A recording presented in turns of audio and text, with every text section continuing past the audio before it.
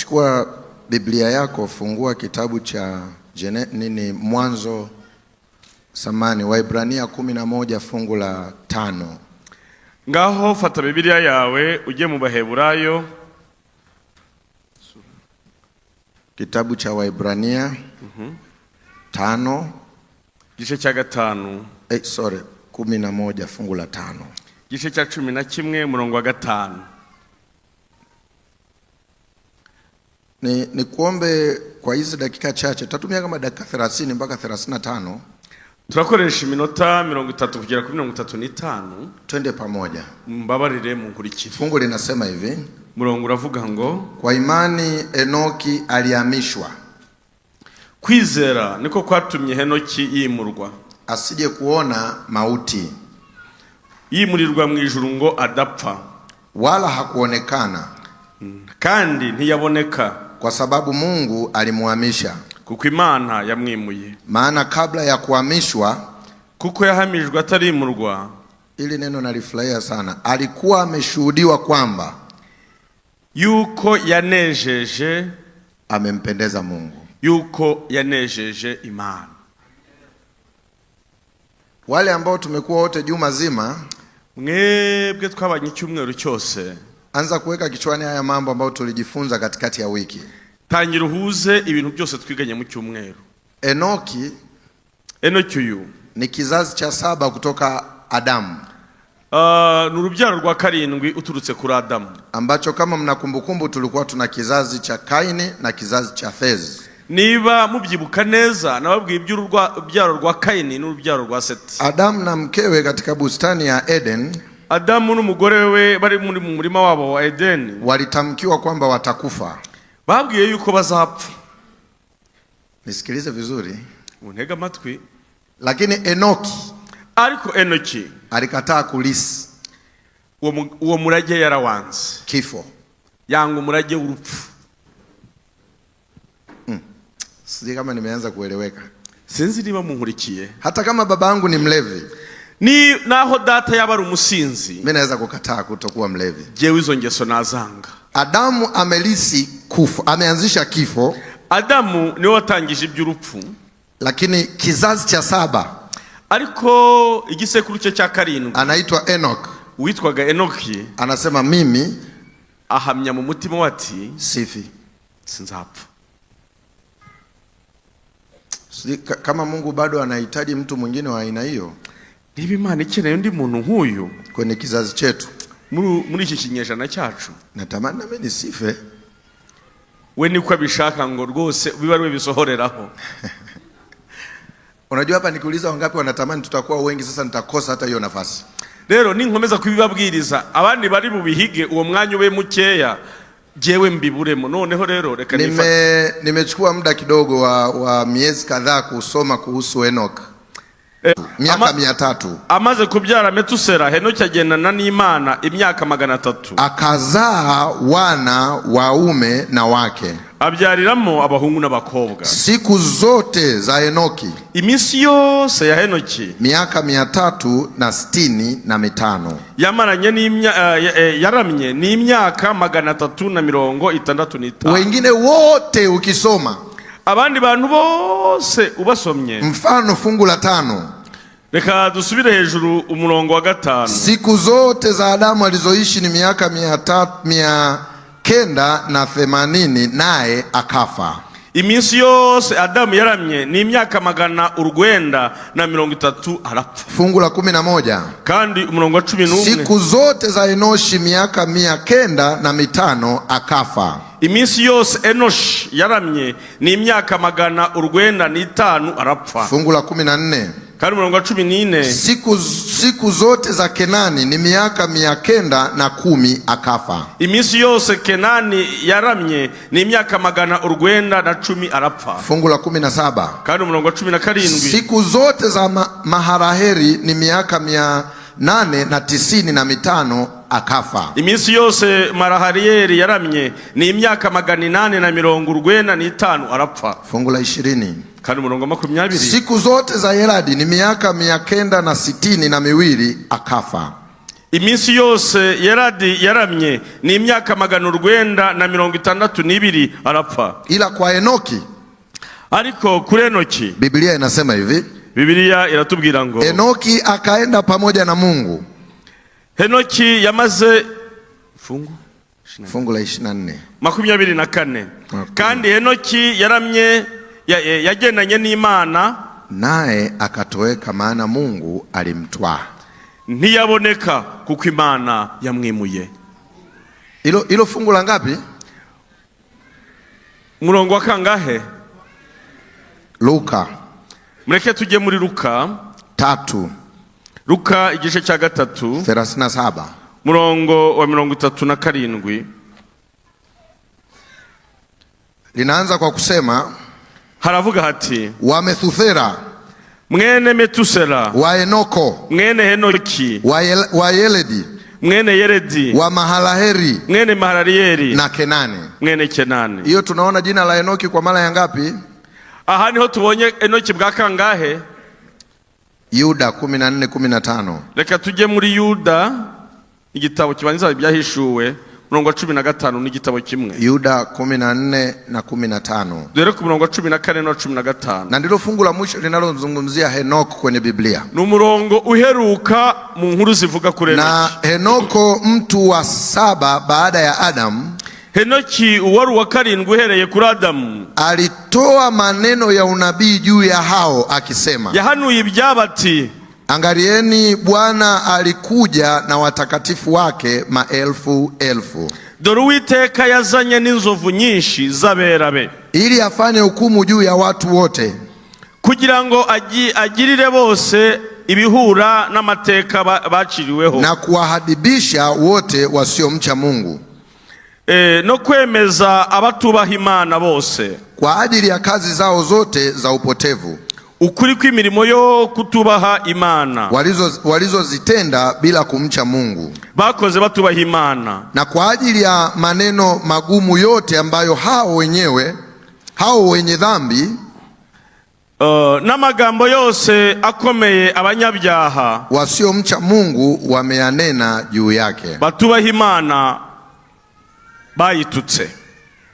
Sasa rero nisikilize kidogo, munega amatwi. nilikuwa nataka upate concept kidogo, alafu niruhusu twende wote. Reka ngira akantu mbereka kugira ngo tujyane. Swali la kwanza ambalo liweke kwenye kichwa chako, ikibazo cya mbere ukwiriye kwibaza mu bwenge bwawe, Yesu alikuwa bado hajazaliwa. Yesu yarataravuka. Enoki ni miongoni mwa kizazi kilichopelekea Yesu azaliwe. Ni rumwe mu ruhererekanwe rw'abasekuru ba Yesu. Swali kubwa ambalo mimi nilianza kujiuliza, ikibazo cya mbere nabanje kwibaza, huyu Enoki alikuwa na nini hasa? Uyu Enoki yizeraga rwose mpaka yeye asife, na hivi tunavyoongea yuko mbinguni. Mbese yizeraga ko atazapfa, kandi byamusohoreye kuko ubu yicaye mu ijuru.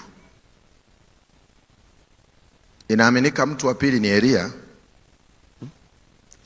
Bizwi ko umuntu wa kabiri ari Elia, lakini siko interested sana na Elia.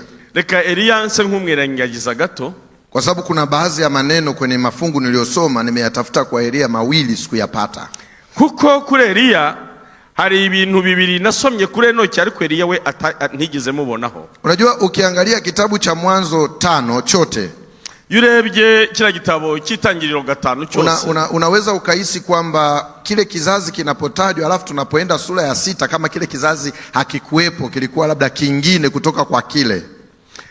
Iyo urangije icyo gice ukajya mu cya 6, ukeka ko ari igisekuru kindi gitandukanye n'uruhererekane rwa bya bisekuru. Lakini Enoki aliishi muda mrefu sana kabla ya gharika.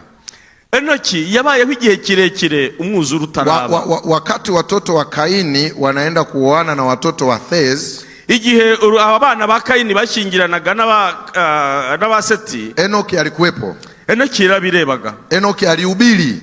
Enoki yakomeje kubwiriza, na aliwaelekeza kabisa kwamba wanachokifanya sio kitu sahihi. Yakomeje kubakosora ko ibyo bakora bidakwiriye. Lakini Enoki hakuwako kwenye gharika. Ariko Enoki ntabwo yabayeho igihe umwuzure wari uhari. Hakuwako kablini, ntabwo yigeze agera mu gituro, alikuwa mbinguni. Enoki yari mu ijuru. Aliishuhudia gharika, Enoki yabonye iby'umwuzure akiwa mbinguni. abirebesha amaso ari mu ijuru. Kama unanielewa nipungie mkono. Ngaho niba tukiri kumwe ngirira urya. Wanakuwa hapa, mnaweza mkanisaidia watu watatu, wa kiume wawili na mdada mmoja aliyevaa sare. Reka mpamagare abaririmbyi babiri b'abagabo n'umwe umukobwa. Aise bro, sipoenda mbinguni tuandamane. Unajua tumeshirikiana sana sana, lazima uende. Mdada aliyevaa sare mmoja, na hapa hao mama nisiwasumbue, nimeambiwa mmependeza. Vijana naomba wadada wawili na kijana wa kiume aliyevaa sare mmoja. Arimo arahamagara abaririmbyi bari budufashe mu rugero agiye gutanga.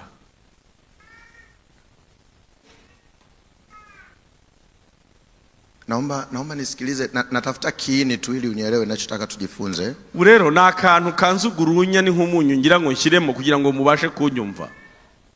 Aise mchukue huyu binti njoo naye hapa. Umchukue yote ni mfano. Afu mshike kabisa. Usiminye mkono wa kike huo. Hala. Alafu brother. Nafikiria nisikosee. Mchukue. No, wewe dada nenda pale, yule binti haje huku. Samahani kwa kukusumbua. Binti bro, mchukue huyu. Dadaki. Simameni hapa. Wawaoni hapo mbele hapo. Na kuna kitu na miss ninachokitaka. Kuna kitu na miss ninachokitaka. Naomba brother we urudi. Naomba mkaka aliyotoka kwa ya kijana mwenye suti nyeusi. Njoo haraka. Njoo mdogo wangu. Serious umependeza. Na unatembea kiroho. Simama hapa hivi. Dada, golden chance never come twice. Mshike huyo kaka. Naomba usikivu kidogo. Kuna kitu nikieleza kwa maneno na hisi hutanielewa. Muntega amatwi nkoresheje amagambo ibintu ntimwabyumva, niyo mpamvu nshatse gukoresha uru rugero. Katika Mwanzo 1 na Mwanzo 2, Itangiriro 1 na 2, kabla dhambi haijaingia duniani, icyaha kitaragera mu isi. Huyu ni Adamu kabla dhambi haijaingia. Uyu ni Adamu icyaha kitaragera mu isi. Ana roho wa Mungu, yari afite umwuka w'Imana, ana mwili ambao hauna dhambi, kandi afite umubiri utaracumura. Weka hicho kitu kwenye kichwa chako, maze ugishyira ahantu iki nkubwiye ntukibagirwe. Weka wapi? Shira hehe? Yule mtu unayemwona pale, uriya muntu ureba hariya, amekamilika, arashyitse, aruzuye. Hana haja ya kuomba, ntabwo akeneye gusenga, hana haja ya kufunga, ntabwo akeneye kwiriza, hamtafuti Mungu. Uyu nguyu ntakeneye gushaka Imana, kwa sababu yuko naye, kuko ari kumwe n'Imana ubwe. Halo, halo, halo, halo, halo, tuko pamoja? Murankurikiye? Nipungie mkono kama tuko pamoja. Niba unkurikiye gira urutya. Point ya pili, cya kabiri, huyu mtu mwenye hizo sifa zote, uyu muntu ufite ibyo byangombwa byose, aliruhusiwa kujaribiwa na shetani. Yemerewe n'Imana kugeragezwa na Satani. Akiwa mkamilifu, yuzuye, aliruhusiwa kujaribiwa, yemerewe kugeragezwa. Kwa hiyo jaribu kubw'ibyo kugeragezwa halihusiani na ukamilifu. Ntaho bihuriye no kubukiranuka. Uwe mkamilifu, waba ukiranuka, usiwe mkamilifu, waba uri umunyabyaha, unajaribiwa. Ikigeragezo ni ngombwa. Adamu akajaribiwa. Adamu rero yarageragejwe, akatenda dhambi, akora icyaha, akabadilika, ahita ahinduka. Akabadilikaje? Yahindutse atere. Satani amwinjiramo na mwili wa dhambi.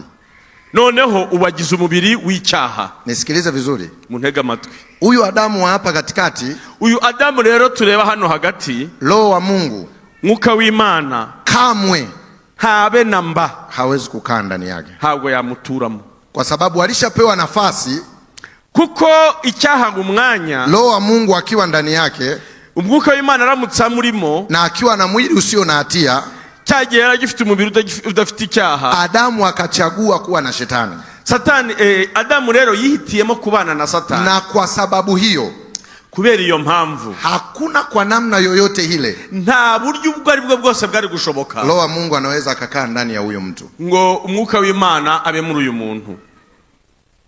Ngoja nikuchallenge ujue ninakokwenda. Reka nongera gerageze kugufasha kugira ngo kutoka kwa huyu mtu mwenye sifa hizi, rero binyuze muri uyu muntu uteye utya, alizaliwa Enoch. Enoki ndaba bamubyaye naha yavukiye. Enoch hakuzaliwa kutoka hapa. Enoki ntabwo yavuye Adamu agitunganye. Enoch alizaliwa na Adamu baada ya kuwa ametenda dhambi. Enoki yavutse Adamu yaramaze gucumura. Enoch anazaliwa na mzazi ambaye Roho wa Mungu hawezi kukaa ndani yake. Yavubyawe n'umubyeyi umwuka w'Imana atabasha kubamo. Mtu ambaye hawezi kuokolewa. Umuntu utabasha gucungurwa. Kinachonishangaza, ariko ikintangaje, Enoch yuko mbinguni. Kuki Enoki ari mu ijuru? How comes? Bishoboka bite? Msinyone hivi ni mgogo na Kiingereza nacho kidogo. How comes? Ninde baguricya ariko hari ukuntu nzi mu nakongereza. Bishoboka bite? Mimi na wewe tunaoongea sasa, shuti zanjye je namwe tuganira, tuko hapa, dore tuvuka kuri uyu muntu. Kama mlimsikia Paulo alilia kabisa. Igihe nimwibuka ibya Paulo yigize gutera induru araboroga ati, nataka kutenda jema, nifuza gukora ibyiza, ila siwezi, ariko ntibinshobokera. Alafu nisichotaka kandi kimbabaza ibyo ntashaka ndicho nafanya, ibyo nibyo nkora. Alafu akalia kilio, maze araboroga cyane. Ole wangu maskini mimi, ngire nte ni nani atakayeniokoa? Ninde wancungura? Ninde wandokora? Eti wewe una vitu vingapi unavitakaga na ufanye? Reka mbabaze, ninde uhuje nangi kamere ugira ibyo yifuza ntabishobore? Hivi unajua hii wiki hii umekuwa wa kiroho kuliko siku zingine? Ariko waruzi ko muri iki cyumweru rwose wegeranye n'Imana kuruta indi minsi? Na unajua hii wiki umepanga mikakati mingi sana kuhusu kukua kwako kiroho? Uzi ko muri iki cyumweru ushobora kubafasha intambwe yo kugira ngo wigire hejuru mu by'umwuka? Wewe rudi kwenye notebook yako. Fagusubiri wawe gusa. Utaona umejiambia kila siku ya Mungu 11 alfajiri maombi.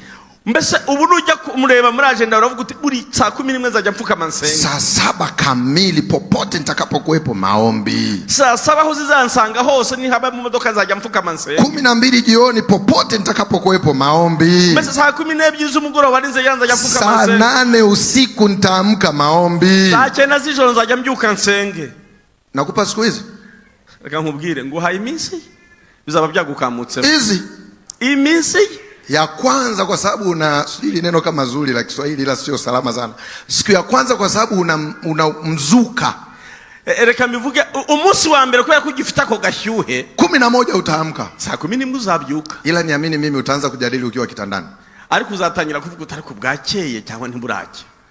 Kwani lazima nipige magoti? Akose yakwiye ko mvukama. Ona Mungu anasoma moyoni. Akisimara nezi mu mutima. Saa 11 kuja tusali. Saa 11 reka mfukame nsenge. Unaanza ukiwa kitandani. Ugasenga uri mwishuka. Asante mtakatifu Baba. Uwiteka rero Mana. Hakuna kama wewe. Kandi rwose urabibona urabyumva urareba. Umelala. Uryamye ugusenza uryamye. Afu ujinga ukiamka unadakia pale pale ulipoishia. Kandi nukanguka urakomereza aho warugeze. Ukishtuka tu kama nilivyokuambia Mungu. Kandi nkuko nahoza mbikubwira Nyagasani rero. Ni kwa sababu tuko kwa huyu mtu hapa. Buriya ntukirenganye nuko uvuka hano.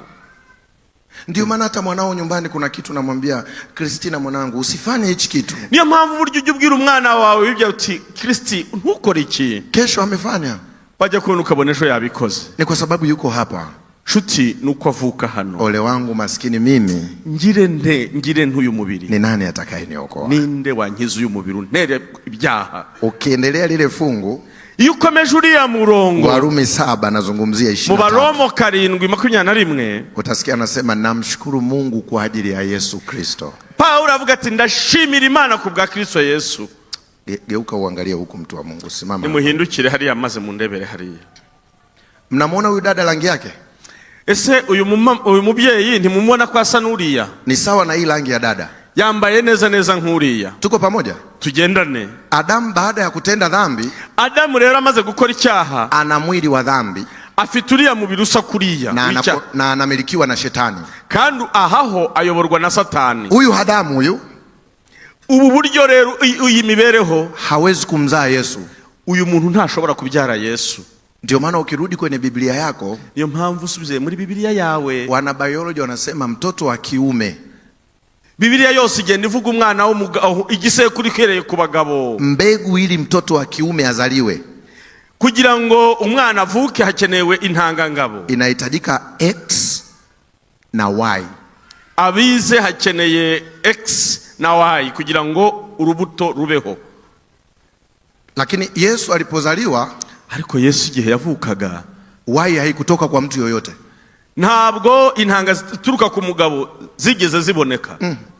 Sikiliza, muntega amatwi. Wakati Adamu anaumbwa, Adamu akiremwa atunganye, Y yake, intangangabo, haikutoka kwa mtu yoyote. nta hantu zaturutse. Wakati Yesu anazaliwa, kandi Yesu avuka hano, Y yake, za ntangangabo, haikutoka kwa mtu yoyote, nta muntu zaturutseho. Wakati mwanadamu anaumbwa, reka mbasubiriremo, umuntu aremwa, Mungu alichukua mavumbi ya ardhi. Imana yatobye ibibyondo byo mu butaka. Hebu tuite X.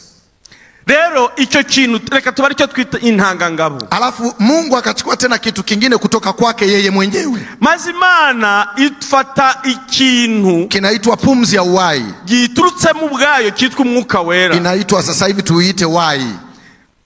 Icyo rero reka tuba aricyo twita intangangabo. Icyambere twakise intangangore, kisha huyu mtu akawa nafsi hai. Ibyo rero bimaze guhura nibyo byaremye umuntu muzima. X yake, izi ntangangore imetoka kwenye mavumbi ya ardhi, zaturutse mu mukungugu hano. Y intangangabo imetoka kwa Mungu, zaturutse ku Mana, kisha akawa nafsi hai, maze ikiremwa umuntu muzima, akaitwa Adamu. Uwo muntu icyo kintu kibonetse kitwa Adamu, asiye na dhambi, udabasha gucumura. Nani amenyelewa? Nipungie mkono. Nyumvise. I like that. Okay. Sasa hapa kuna shida imeingia. Umva rero ingorane zivutse hano. Adamu kaachana na Mungu.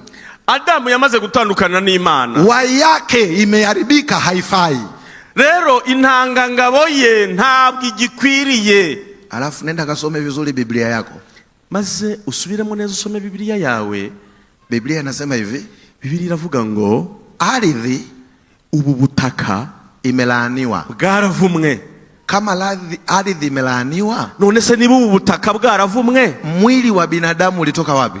None se umubiri w'umuntu waturutse kwenye ardhi. Kwenye ardhi, waturutse mu butaka. Maana yake mwili umefanya nini? Bivuze ngo umubiri wamaze kugenza gute? Ndio maana wewe unanisikiliza sasa, mwili wako mbinguni hauendi. Niyo mpamvu ibyo ubwiye umubiri wawe atari. Wathesalonike anatuambia tutapewa mwili. Niyo mpamvu bitubwira ngo uyu mubiri ugomba guhinduka. Kwa hiyo huyu sasa ana mwili ambao umelaaniwa. Uyu rero afite umubiri wamaze kuvumwa, alafu shetani anamtawala sasa. Ariko ikibabaje, Satani niwe umuyobora. Nipungie mkono kama unanielewa. Niba kugera habyibura nkurikiye giru. Biblia inasema hivi, Biblia iratubwira ngo Yesu wakati anazaliwa, Yesu igihe yavukaga, sikiliza vizuri, ntega amatwi, mwanamke, umugore, ametoka kwenye mavumbi ya nini? Yavuye hehe? Ambao ni X. Ya ntangangore mubyibuke yaturutse hehe? Niyo akina mama nawasingizia, amna X mbili. Reka mbabwire mwebwe ntimufite intangangabo n'intangangore oya. Sasa mwanamke Mariamu mama yake na Yesu. Maria rero nyina wa Yesu ni ardhi, bigerera n'ubutaka. Yule aliyetoa ile pumzi ya uhai, wa undi rero wigeze guhumekeramo mbere mwirema, ana uwezo yeye mwenyewe, niwe gusa ufite ubushobozi kuwa ile uhai wo guhinduka ya ntangangabo, akadumbukia ndani ya mwanamke, maze ayijugunya muri wa mugore. Miezi 9, amezi 9. Ni watu mnanielewa? Nipungie mkono kama tuko pamoja. Murankurikiye. Kisha maze Yesu akazaliwa. Yesu aravuka. Take note. Aho hantu muhafate. Mwanzoni, mu ntangiriro, why ilikuwa pure from God himself. Umva, iriya ntangangabo yari yiturukiye ku Mana ubwayo. X ilikuwa pure kutoka kwenye ardhi Mungu aliyoitengeneza. Kandi iyi ntangangore yari ivuye mu butaka butunganye rwose Imana yiremeye. Lakini Yesu anapozaliwa, ariko ikibabaje, Yesu avuka ana X iliyolaaniwa. Avukiye mu ntangangore yamaze kuvumwa. Ana mwili wa dhambi. Bivuze ngo afite uyu mubiri wo w'icyaha. Alafu roho wa Mungu yuko pembeni yake. Ariko ikiza, umwuka w'Imana ari muri we. Mchukue huyo uje naye. Munzanire uwo muntu. Nyinyi changamoto msoge huko, mnatutesa. Tunateseka sana. Na mubiri utugora, mwebwe nimwigireyo. Simama hapa. Yaani huku kote nahangaika nimtafute Enoke tu. Ibi byose ndabikora kugira ngo mbafashe kunyumva. Angalia tofauti ya Yesu na Adamu na Biblia katika Warumi 5:12 na kuendelea. Rero nagira ngo mbereka itandukaniro rya Adamu wa mbere na Adamu wa kabiri. Inasema tuna Adamu wangapi? Haratubwira ko hari Adamu bangahe mu Baroma. Adamu wa kwanza, Adamu wa mbere alikuwa na mwili hauna dhambi, yari afite umubiri utunganye utagira icyaha, na roho wa Mungu yuko ndani yake, kandi umwuka wera yari ari muri we. Usisahau, ntiwibagirwe ko akaruhusiwa kujaribiwa. Ariko yemererwa kugeragezwa. Akaruhusiwa kujaribiwa. Yemererwa kugeragezwa. Maana yake huyu roho wa Mungu, bivuze ngo uyu mwuka w'Imana hafanyi kazi ndani ya mwanadamu, ntabwo umurimo akora mu mutima w'umuntu mpaka mwanadamu amechagua, kugeza igihe umuntu ubwe yihitiyemo. Kwa hiyo Roho Mtakatifu, kubw'ibyo rero mwuka wera anasubiria uchaguzi wa Adamu, abateze amaso ngo arebe, na ili Adamu achague, kandi kugira ngo Adamu afate umwanzuro, aliambiwa miti yote kula usile. Yari yarabwiwe ngo ibi byose wemera kurya. Adamu akisema sili, ariko Adamu avuze ati ntabwo nakora. Aliyemwambia usile ni Mungu. Imana yamubwiye ngo yamubujije kurya. Maana yake roho wa Mungu na Adamu watakuwa pamoja, na Adamu hatotenda dhambi. Icyo gihe rero iyo ahisemo neza umwuka w'Imana na Adamu, aliyemwambia kula kandi uwamubwiye ngo rya ni Shetani, ni Satani. Ina maana Adamu akila, bivuze ngo rero Adamu arambutse ari mwili unakuwa wa dhambi, burya umubiri ubuhindutse w'icyaha, na Shetani anamtawala. Icyo gihe rero Satani ababanye intebe, ndio yule kule mwisho kule. Ni hariya twavuze. Yesu anapozaliwa, kandi Yesu iyavutse, Yesu anapozaliwa, Yesu yavutse, anazaliwa tofauti kidogo na Adamu.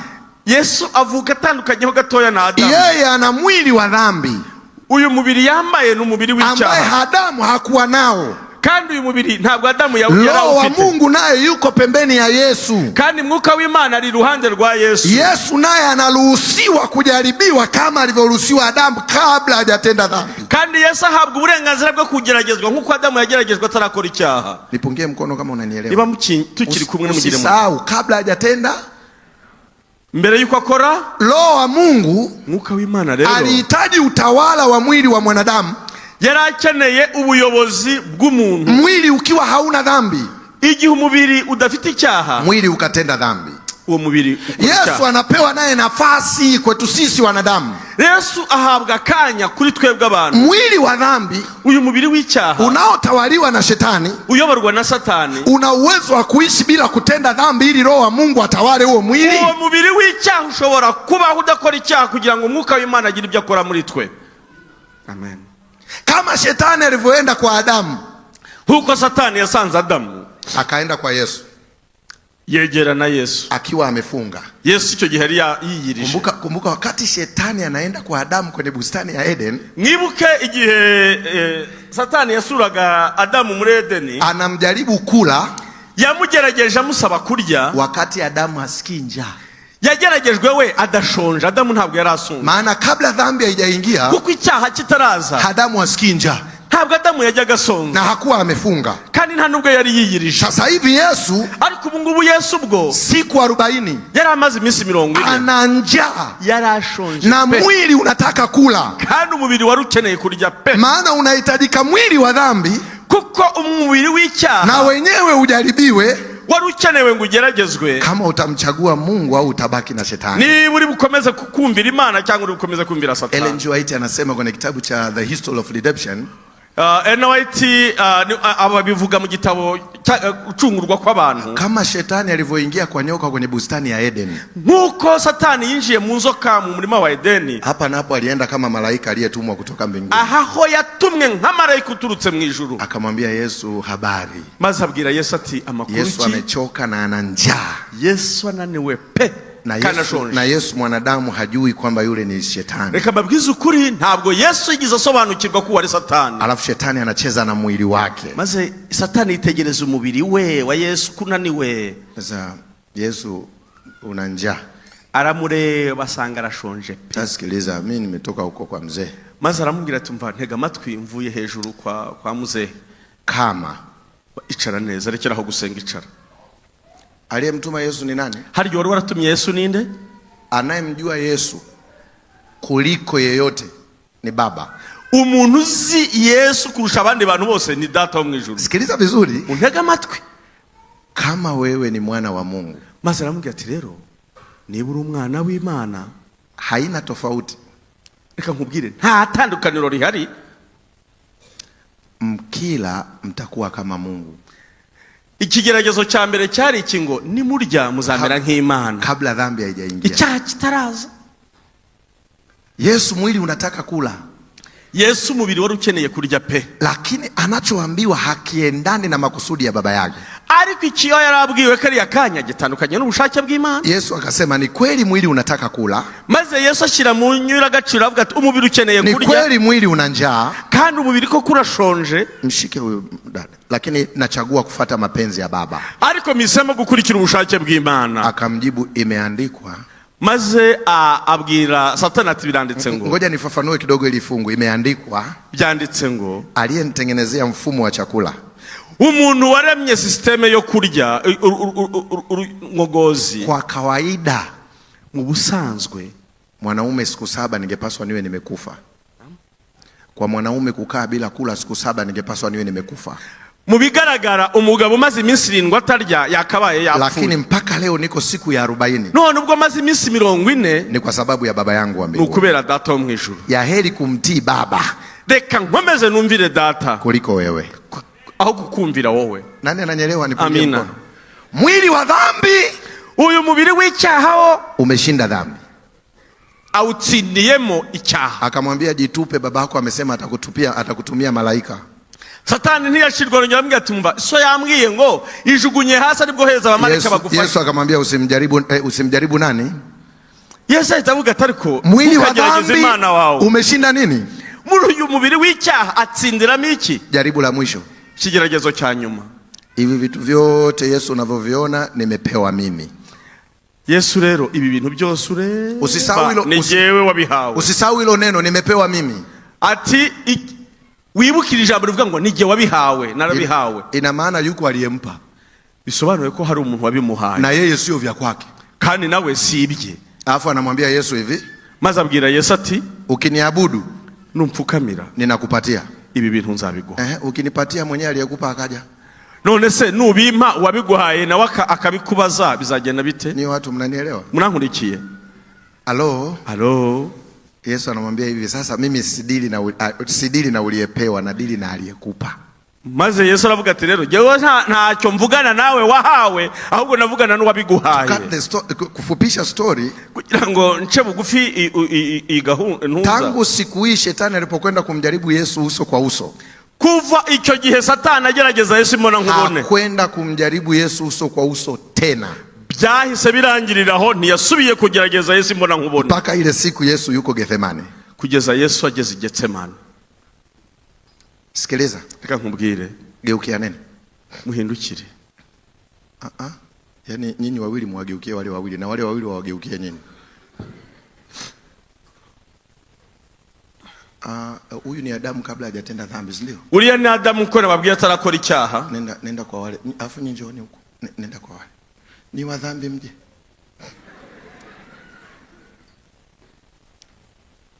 Sikiliza. Ntega amatwi. Kizazi cha duniani baada ya dhambi, abantu bakomeje kuvuka nyuma y'icyaha, kina mwili wa dhambi, bafite umubiri w'icyaha, kinatawaliwa na shetani. Kandi Satani we muyobozi wabo. Ariko Yesu akiwa na mwili wa dhambi, Yesu afite wa mubiri w'icyaha, alitawaliwa na roho wa Mungu. Yayoborwaga na mwuka w'Imana. Shikaneni mikono msiachane. Mnakumbuka Yesu aliwaambia wanafunzi wake katika kitabu cha Injili ya Yohana 14. Muri Yohana 14 yarababwiye ati msifadhaike mioyoni mwenu, mnamwamini Mungu niaminini na mimi. Ntimukuke imitima mwizera Imana nanjye munyizere. Nyumbani mwa baba yangu mna makao mengi, kama sivyo ningaliwaambia. mu rugo rwa data hari amazu menshi yatahaba mba mbibabwiye. Naenda mimi Yesu kuandalia mahali. Ndagiye jewe Yesu kugira ngo mbategurire. Ili nilipo mimi nani muwepo. Kugira ngo aho nzaba namwe muzaba. Aliyeniona mimi amekwisha kumuona Baba. Reka mbabwire umbonye ababonye data. Filipo akamwambia samani tuonyeshe Baba. Filipo azamura akaboko ati pardon twereke data. Hilo Yesu alishalijibu kwamba aliyeniona mimi ameshamuona Baba. Yesu yarasubije ati umbonye ababonye data. Yesu akasema hili neno. Yesu yahari jambo yavuze ati mimi ndimi njia. Jewe ni genzira. Kweli. Ukuri na uzima. Ubugingo. Alafu anawaambia hivi wanafunzi wake. Maze abwira abigishwa bati msitoke. Nimugiraho mujya. Mpaka atakapowajia nani? Kugeza igihe azaza muzabonera mwuka wera. Kwa nini Yesu ni njia? Bisobanuye iki Yesu kuba inzira? Kweli. Ukuri na uzima. N'ubugingo. Umemshika eh? Roho wa Mungu yuko ndani ya mwili wa dhambi. Mwuka w'Imana ari mu mubiri w'icyaha. Yesu wakati anakufa msalabani. Yesu igihe yapfaga ku musaraba. Mwili wa dhambi, umubiri w'icyaha ukaambatana na Lucifer. Umubiri w'icyaha ufatana na Satani nyirawo. Yesu akafa. Yesu arapfa. Hivi mmeelewa hapa? Ibyo bintu murabyumvise? Mmeelewa? Ibyo bintu murabyumvise? Mrudi. Mugaruke nsubiremo. Mkinielewa hapa nimemaliza, narudi kwa Enoch. Kumbuka huyu ni shetani. Mwibuke kuyungu yari Satani. Anamtawala Adamu mwenye mwili wa dhambi. Kandi ayobora Adamu mu mubiri w'icyaha. Huyu ni roho wa Mungu. Kandi uyu ni mwuka wera. Yesu ana mwili wa dhambi. Kandi Yesu mwibuke ko yambaye umubiri w'icyaha. Akiwa msalabani. Yesu rari ku musaraba. Mwili wa Yesu. Uyu mubiri wa Yesu. Na shetani anayemtawala mwanadamu. Kandi na Satani wayoboraga umuntu. Walienda kaburini. Yarabajyanye no mu gituro ngo pa. Mwili wa dhambi wa mtu ukabaki. Umubiri w'umuntu urasigara. Na roho wa Mungu hafi. Kandi mwuka w'Imana ntapfa. Sikiliza. Tega matwi. Mbinguni walipoangalia Yesu hajawahi kutenda dhambi hata siku hii. Iyo mu ijuru bitegereje babona Yesu atarigeza akora icyaha n'umunsi n'uyu. Na Biblia inasema mshahara wa dhambi. Kandi biratubwira ngo ibihembo by'ibyaha. Yesu akaitwa afufuke. Maze bahamagara Yesu ngo azuke. Akafufuka na mwili aliyokuwa nao Adamu kabla hajatenda dhambi. Yesu azuka na wa mubiri Adamu yahoranye atarakora icyaha. Haleluya. Sasa hivi Yesu, ubu rero Yesu ana mwili usio na dhambi. Akora afite umubiri udakora icyaha, udafite icyaha. Na ana roho wa Mungu. Kandi afite mwuka w'Imana. I like. Wewe umenielewa rafiki. Amina. Sijui kama wote wamenielewa. Sinzi niba abantu bose banyumvise nkuriya. Nani amenielewa nipungie? Ninde unyumvise hano? Hapa Yesu amefanyaje sasa? Amekamilika. Amefufuka. Ubu rero Yesu azutse ameze atya. Kumbuka aliwaambia wanafunzi wake mimi ndimi njia, kweli na nini?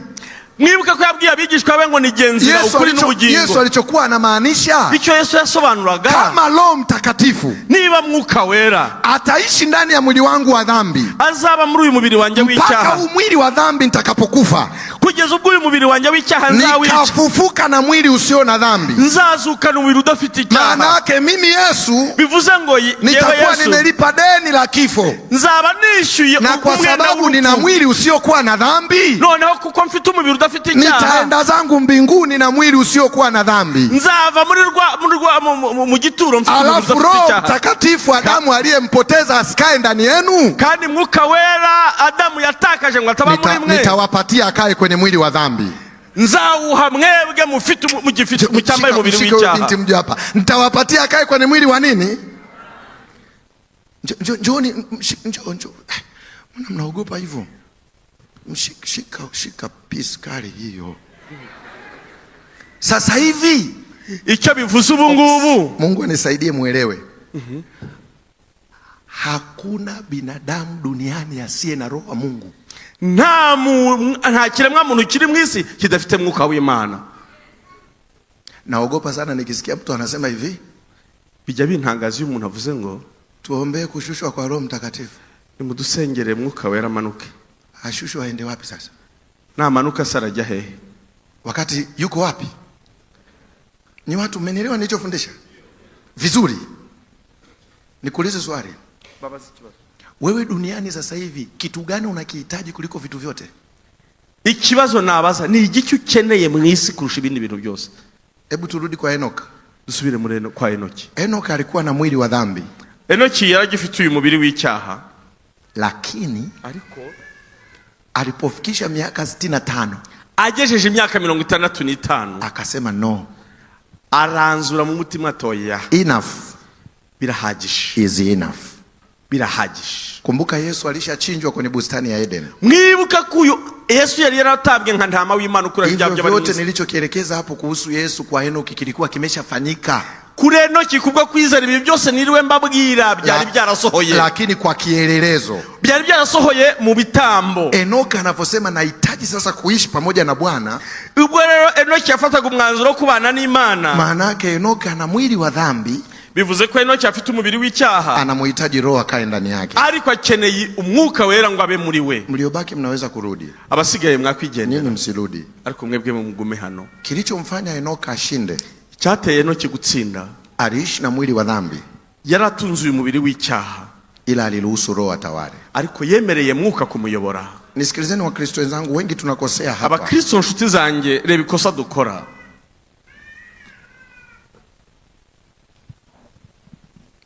Wengi wetu, benshi muri twe, tunamwangalia Yesu msalabani, tureba Yesu ku musaraba, atumwangalie Yesu, ntabwo tujye twiretegereza Yesu kabla hajaenda msalabani, imibereho ye ya mbere yuko agera ku musaraba.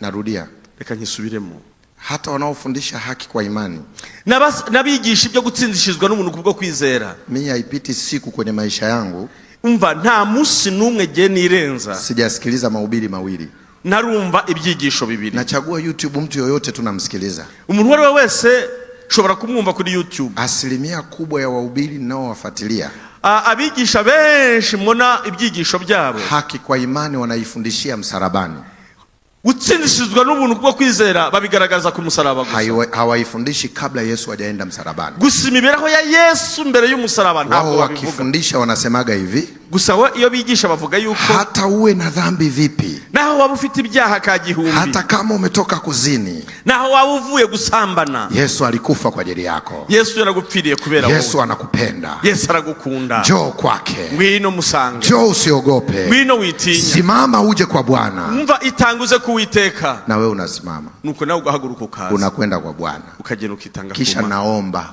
nuko akagusengera. Ukitoka pale mbele, ukiva imbere ye, unarudi tena kuzini, uhita wisubirira mu byaha byawe. That's a very big problem. Icyo rero niyo ngorane ikomeye. Ngoja nikuibie siri usioijua, reka nkuhishurire ibanga utaruzi. Kifo cha Yesu msalabani, urupfu rwa Yesu ku musaraba, hakikuwa kwa ajili ya maombi yako, ntabwo byabayeho kuko wabisengeye, aliamua mwenyewe.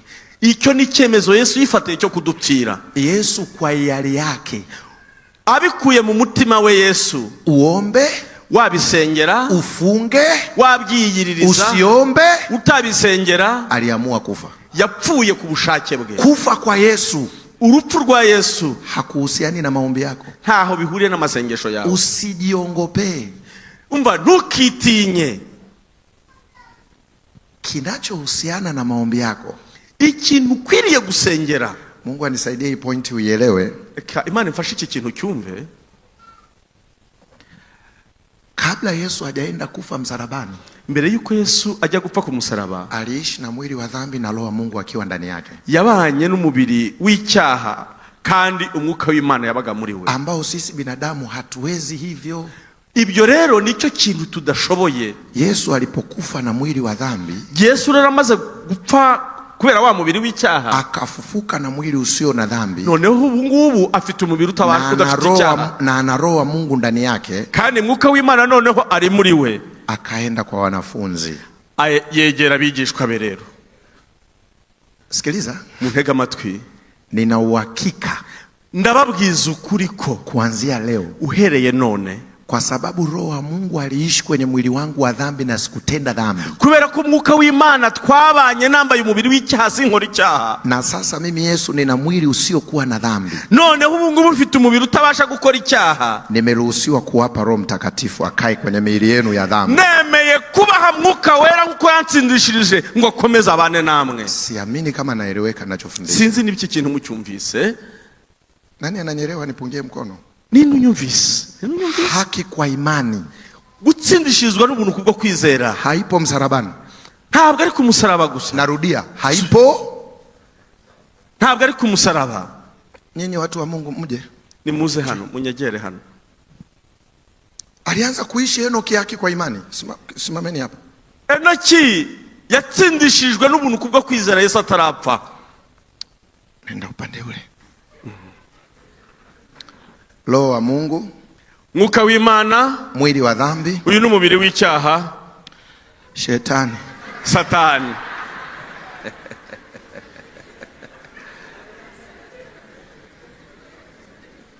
Waadventista wa Sabato wenzangu, ngojeni niwaambieni kitu. Mujye muba bizerwa. Ukimjua Mungu vizuri kwenye maisha yako, nusobanukirwa Imana neza mu buzima bwawe, niamini mimi, nukuri mnyizere, kuna namna watu wanavyoishi duniani tofauti na utakavyoishi. Hariho abantu bafite imibereho y'uwaha Imana irenze iyo mufite. Na kinachotesa zaidi, hautaweza kuambia watu unavyoishi. Ni kitu ambacho una feel yourself from within. Rero imibereho yejejwe n'ubuzima wiyumva. Asilimia kubwa ya Wakristo tulionao leo, ikimbabaje abakristo benshi dufite, Roho wa Mungu afanye kazi ndani yao. Ntabwo mwuka w'Imana akorera muri bo. Inaniuma, ibyo bintu bintera agahinda, lakini ariko Enoki aligundua hii siri. Iri banga yararisobanukiwe. Shetani, simama hapa. Yego.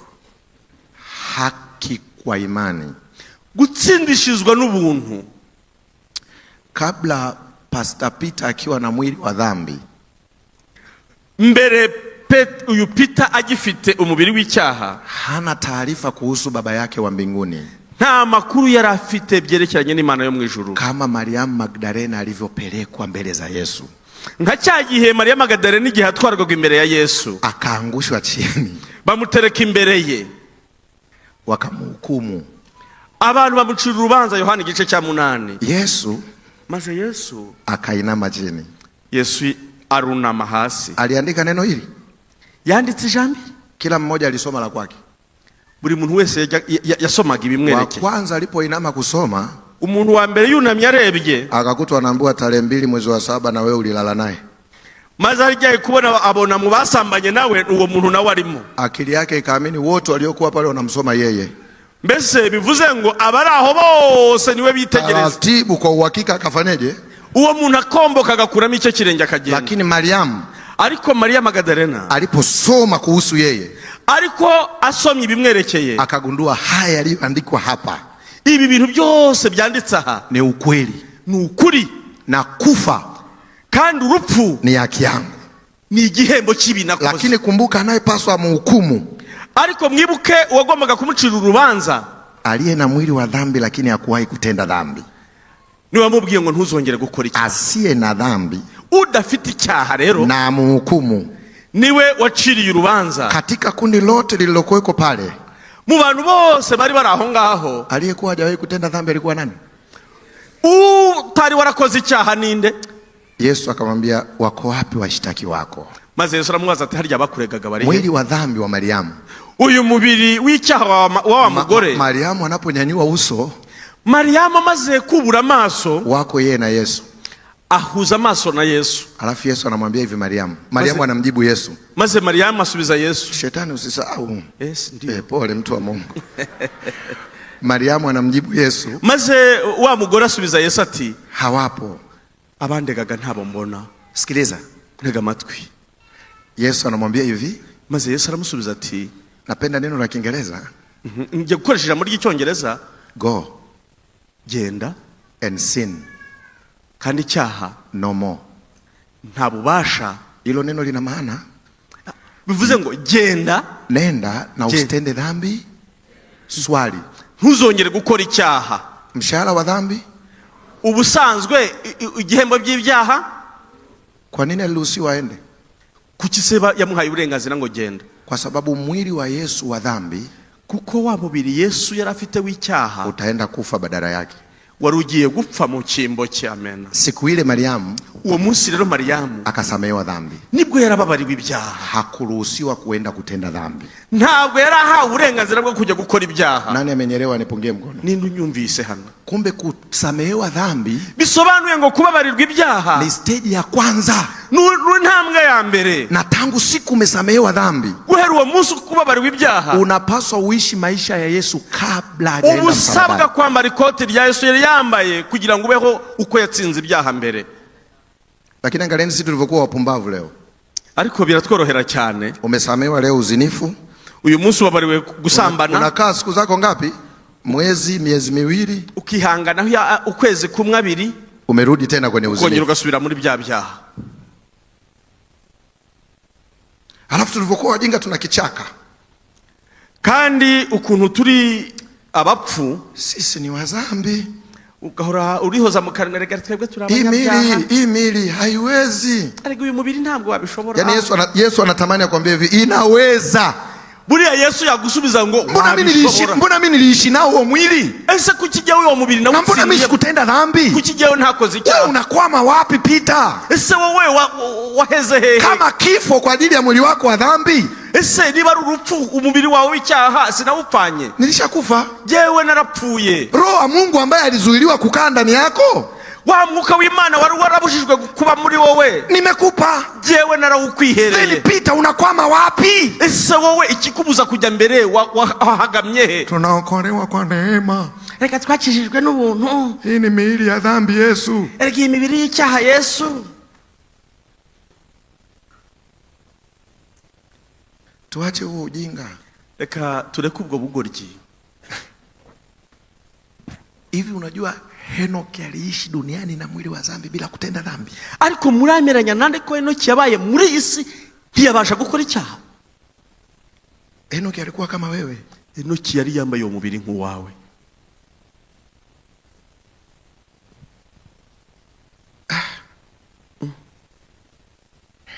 I don't know.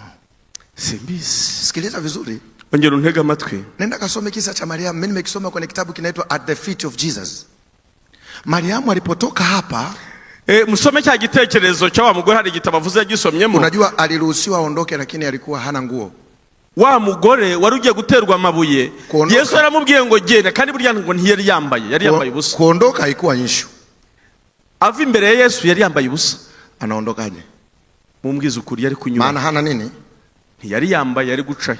Yesu alipokuwa akivaa kanzu, Yesu iyo yabaga yambaye kanzu, tamaduni zao za walimu wanaitwa au master, walimu wanaofundisha dini huwa wanakunja shuka lingine wanaliweka hapa hivi. Rero urabibona Yesu yarafite umwitero. Yesu kwa sababu mwili wake wa dhambi utakufa, kuko uyu mubiri we w'icyaha, rero Yesu yarabizi kuzapfa. Na vazi ni kielelezo cha Roho Mtakatifu. Kandi umwambaro yari yambaye bishushanya Mwuka Wera. Vazi ambalo Adamu alilipoteza, Yesu yemeye kwiyambura uwo mwitero. Mariamu alifunikwa. Maze awukenyeza Magadalena wa mubyeyi. Namuona Mariamu anatembea duniani akiwa na mwili wa dhambi. Magadalena wa mudamu rero yagendaga nubwo yari afite umubiri w'icyaha, na Roho wa Mungu akiwa ndani yake. Ariko yari afite umwitero wa Mwuka Wera. Mwadventista msabato mwenzangu, unakwama wapi? Shuti yanjye duhuje kwizera, wahagamye he? Wahagamye he? Ndio maana siku hizi ndani ya makanisa tumekuwa watu wa milumbano tu. Niyo mpamvu reba abantu bagwingiye. Tumekuwa wanafiki. Abantu barikunda. Tumeshindwa kuwa watu real. Ntabwo tujya tuba abantu bazima. Kwa sababu hatumuhitaji Roho atawale maisha yetu. Ntabwo twigize duhikaze Mwuka Wera ngo atuyobore. Mariamu alipotoka kwa Yesu akarudi nyumbani kwake Magdala. Wa mubyeyi ava kuri imbere ya Yesu yisubirira mu rugo. Doug Batchelor anasema akakaa wiki hizi. Ahageze abiwabo ibyumweru ibi. Kazi ya Roho Mtakatifu kwenye mwili wa dhambi, Mwuka Wera yaje mu mubiri w'icyaha, ni kujaribu mwili wa dhambi ili ukamilike, kugira ngo ugerageze uyu mubiri w'icyaha ubashe gutungana. Ndio lile fungu linalosema utaletewa jaribu ila ataweka mlango. Usiku mmoja Mariamu akiwa nyumbani kwake, Doug Batchelor anasema hivi, akaja mteja akagonga. Mariamu alipofungua akakuta mteja na milioni 5 za Kitanzania, maana Mariamu alikuwa malaya. Maze wa mubyeyi ikigeragezo kirongera kiraza. Akamwambia, mama nakuhitaji. Haza undi mugabo uje kumubwira uti, kuko yari indaya, ati ndagukeneye. Shetani yuko hapa. Satani ari hano. Roho wa Mungu vazi aliyopewa mwanamke yuko hapa. kandi mwuka w'Imana nka wa mwitero yahawe ari hariya. Mariamu amepewa jaribu. Wa mubyeyi rero yongeye guhabwa ikindi kigeragezo. Shetani anamwambia changamkia pesa. Maze Satani akamubwira ati amafaranga arizanya wayasubiza. Roho Mtakatifu anambia I'm here. Mwuka w'Imana nawe akamubwira ati ndi hano when you need me. Ntumpemukire, niko hapa ukinihitaji. Mwuka w'Imana amubwira ati jewe ndacyaha ari kugufasha. Mariamu kwa sababu ana mwili wa dhambi, Magadare uyu mubyeyi rero kubera ko afite umubiri w'icyaha, na kwa sababu bado hana uzoefu wa kukua katika Kristo, ariko kuko atarafite ataragira experience mu bya mwuka, bunararibonye, akamkubalia yule mtu aliyekuja kulala naye. Yemereye wa umugabo wari umusabye kongera kubana nawe. Piga hatua hapo shetani paka ngazi ya chini. Akakubali hapo panda tu moja. Mariamu akaingia kwenye hii hatia ya dhambi.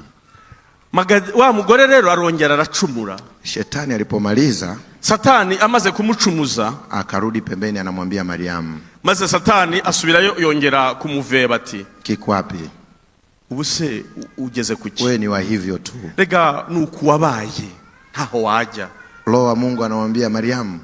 Mwuka w'Imana arongera amubwira ati, Maria, bado naweza kuyatengeneza maisha yako. Reka nkubwire ubuzima bwawe mbasha kubukora imibereho yawe igatungana. Nichague uone. Ongera unyemerere nze nkubwire. Ukisoma kile kitabu kinasema kwa mara ya kwanza kwenye maisha yake Mariamu alitenda dhambi akaumia. Bwa mbere mu buzima bwe akoze icyaha bikamubabaza ni nyuma yo kubabarirwa. Zamani alikuwa aumii. Mbere yakoraga ibyaha akabigotomera nk'ibisanzwe ntacyo byamutwaraga. Akapiga magoti akalia. Maze arapfukama araboroga.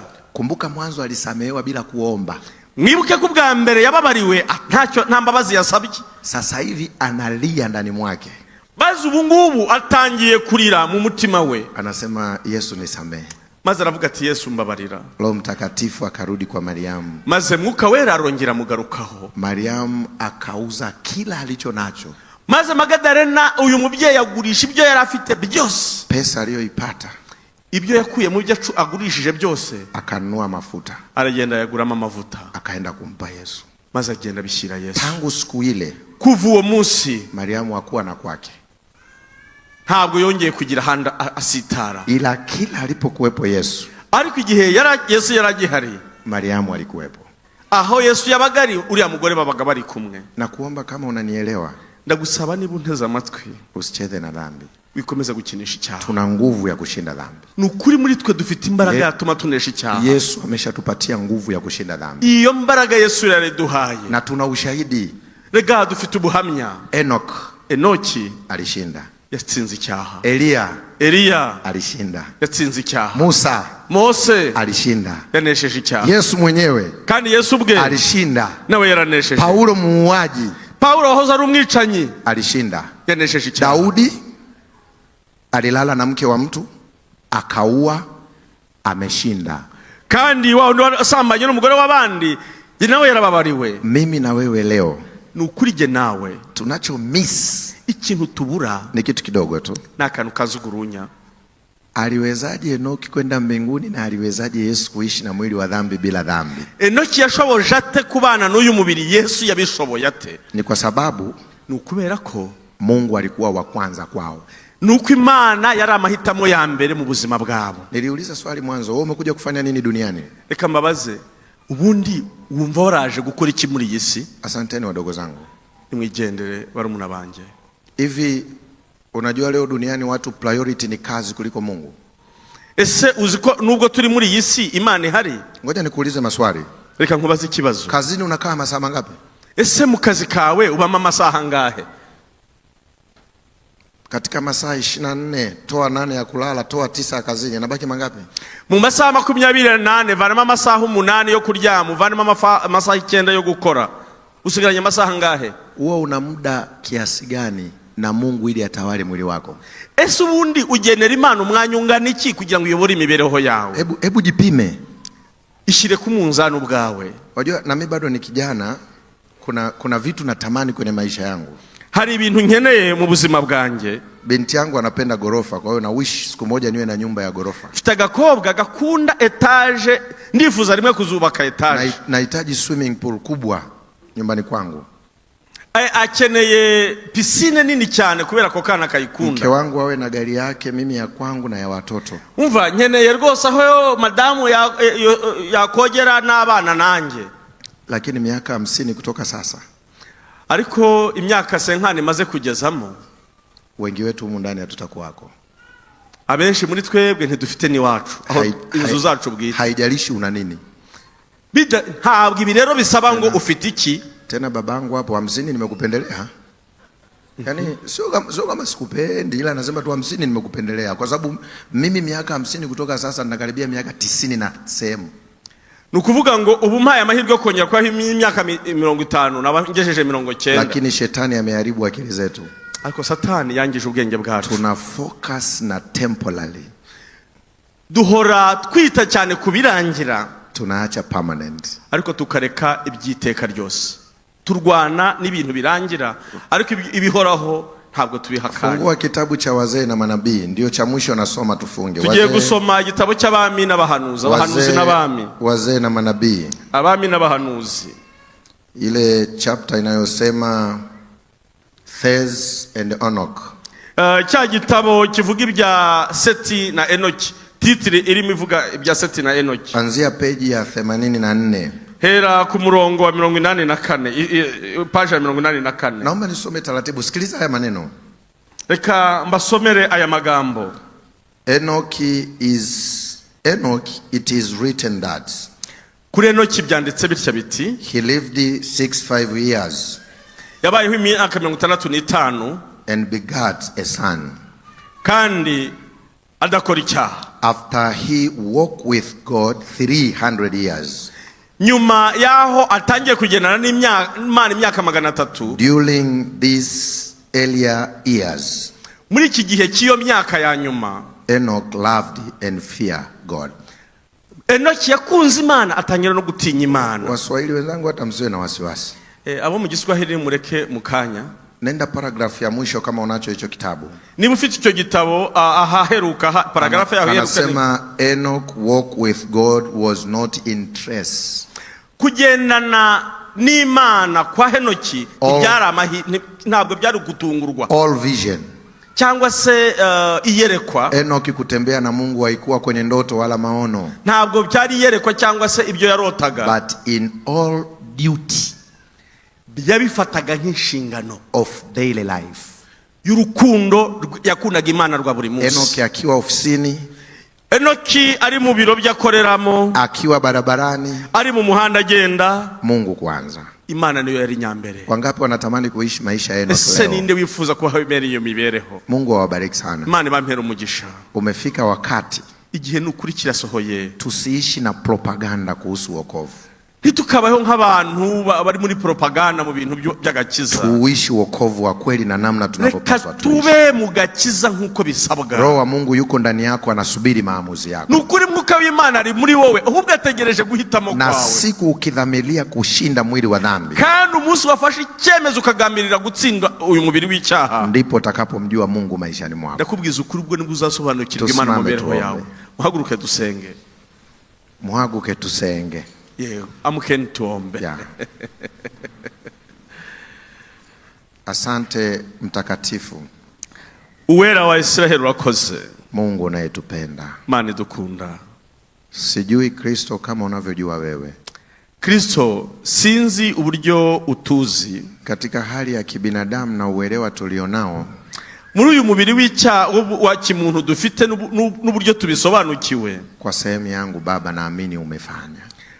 Kurwange ruhande nzi ko ibyo wabikoze. Roho wako Mtakatifu ashuke ndani ya akili ya kila mmoja. Reka nsabe Mwuka Wera amanuke mu bwenge bwa buri wese. Hebu fungua fahamu zetu, menyesha ubwenge bwacu kuona thamani ya kifo chako msalabani, kugira ngo tumenye agaciro k'urupfu rwawe ku musaraba, na ushindi uliouishi ukiwa na Roho mwema ndani yako katika mwili wa dhambi, kandi n'intsinzi wagendanaga igihe wari wambaye umubiri wacu w'icyaha. Leo mchana huu tunakuja kwako tukikusihi Yesu, nukuri aya manywa tuje tukwinyenga Yesu, tusamehe dhambi zetu. nukuri tubabarire ibyaha byacu. Roho wako aliye ndani ya kila mmoja, Mwuka wera uri muri twebwe, kila ambapo shetani atatujaribu kuanguka, inshuro yose Satani azatugerageza ngo tugwe, tusaidie kukuchagua wewe kama wewe ulivyomchagua Baba. nukuri dufashe kuguhitamo nkuko nawe wahisemo so, Ili maisha yetu kuanzia leo kugira ngo imibereho yacu uhereye none yakaaksi utukufu wako. ajya ahora agaragaza ubwiza Tusiwe bwawe. Wakristo wanafiki, Ntitukaba abakristo bikunda, tuwe Wakristo wa kweli. ahubwo tuba abakristo nyakuri. Ninaamini Roho Mtakatifu aliye ndani ya Enoch Nemera ko Mwuka wera wari muri Enoki ni yeye yule aliye ndani yetu.